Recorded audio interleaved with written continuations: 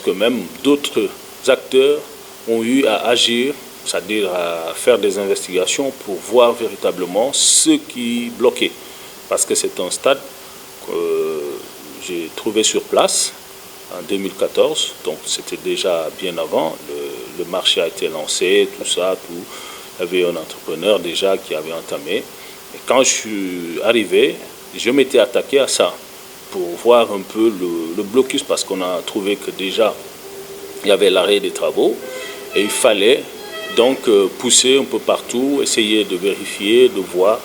Et nous avons constaté effectivement qu'il y avait un problème de manque de ressources. Et il y avait en tout cas des échanges entre l'entrepreneur et l'ADM, etc. Donc il y avait plusieurs acteurs autour de ça et personnellement, il était difficile de situer réellement la situation. Donc quand même, j'ai continué et j'avoue que c'est même cette année qu'on a pu, après d'autres démarches, même des mises en demeure qu'on faisait personnellement à l'entrepreneur, tout ça. Et c'est cette année que j'ai pu quand même résilier le contrat. Parce qu'à un moment, on s'est dit que comme il n'y a pas eu de suite, il faut peut-être procéder à justement résilier le contrat. Parce qu'on ne pouvait pas avoir un autre entrepreneur ou un bailleur qui pourrait accepter de nous accompagner dans ce sens sans que ce contrat ne soit résilié. Effectivement, la volonté ferme du FERA à nous accompagner au niveau de la commune dans le cadre de la voirie, mais dans le processus, ça pourrait prendre du temps. Et c'est en ce moment qu'on s'est dit que bon, au lieu de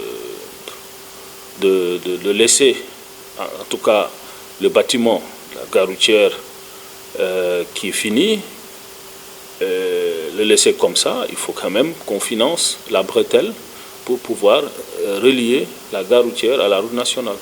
Parce que ce serait impraticable si on n'avait pas réalisé cette bretelle, qui vient même d'être achevée par l'entrepreneur.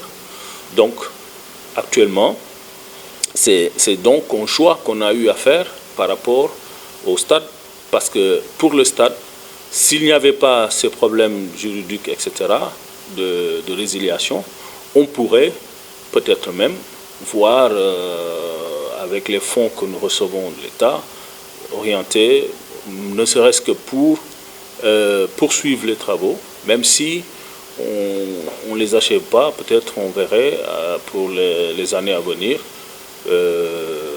comment on pourrait peut-être terminer cela. Mais quand même qu'on puisse sentir qu'il y a quand même quelque chose que nous avons injecté là-dedans.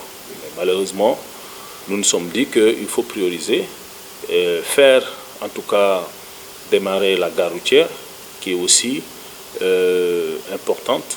Elle est importante dans le cadre de notre organisation, dans le cadre du transport et même sur le plan économique, en tout cas pour ce qui est des apports de ressources, etc.